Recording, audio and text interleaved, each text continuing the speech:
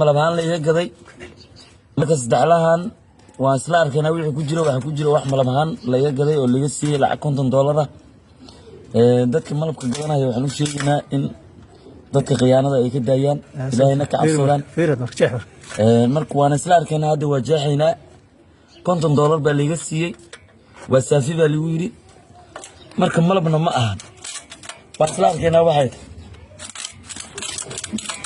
marka insha Allah dadka malabka gadanayo waxaan u sheegaynaa in ay dadka khiyaanada ka daayaan oo ilaahay ka cabsadaan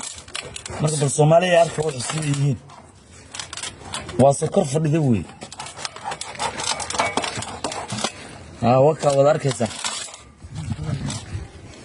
wakaas daxlis maanta laga galo waka قد ساعة نوبة سوما aragtaan waka xas weey waxaas aan fuqayn weey marka ilaahay ka cabsada